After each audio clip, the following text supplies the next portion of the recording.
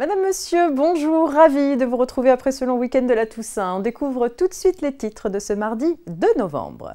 Indemnité inflation de 100 €, nouvelle aide au paiement des loyers commerciaux et imposition des plus-values sur titres.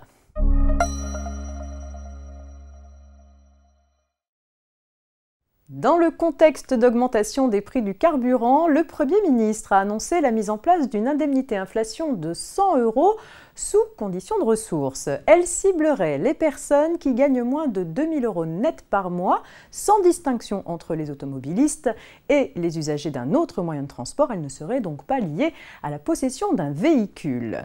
Pour les salariés, l'indemnité serait versée directement par leur employeur et compensée ensuite par l'État.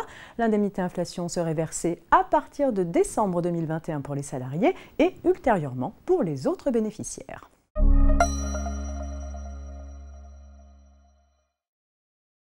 Certains commerçants vont prochainement bénéficier d'un nouveau soutien pour les aider à payer leur loyer. Cette nouvelle aide est destinée au commerce de détail et de services d'un certain nombre de secteurs, dont au moins l'un des points de vente a été fermé entre février 2021 et mai 2021 en raison de l'épidémie de Covid-19. La liste des secteurs concernés est assez longue, des grands magasins jusqu'à la coiffure et les soins de beauté, en passant par la quincaillerie, la parfumerie ou encore l'optique. Pour être éligible au dispositif loyer, une entreprise ne doit pas avoir bénéficié du fonds de solidarité ni de l'aide coût fixe pour la période concernée, sauf si elle en a atteint les plafonds. Sous ces conditions, les bénéficiaires toucheront une aide correspondant à la somme des loyers et charges calculée par magasin au prorata des journées de fermeture au public.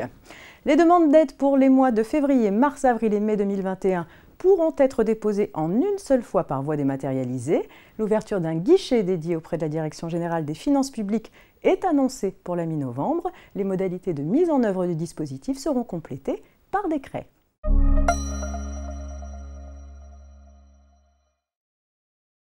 Les plus-values réalisées par les particuliers en cas de cession de valeurs mobilières et de droits sociaux sont taxables lors du transfert de propriété. Cela s'entend de la date à laquelle les parties sont tombées d'accord sur la chose et sur le prix.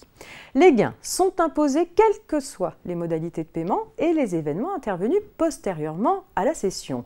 Ainsi, même lorsque des délais de paiement ont été accordés à l'acquéreur pour une partie du prix de cession dans le cadre d'un crédit vendeur, l'intégralité de la plus-value dégagée est imposable. À l'occasion d'un litige avec l'administration fiscale, un contribuable n'ayant pas recouvré sa créance à la date fixée a soutenu que l'impossibilité pour le vendeur de bénéficier dans un tel cas d'une réduction de la plus-value imposable en fonction des sommes réellement perçues du cessionnaire est contraire au principe d'égalité devant les charges publiques. Le Conseil d'État a considéré ce motif comme sérieux et a décidé de renvoyer la question devant le Conseil constitutionnel. Affaire à suivre. C'est la fin de ce JT, on se retrouve demain mercredi pour la suite de l'actualité juridique. Très belle journée.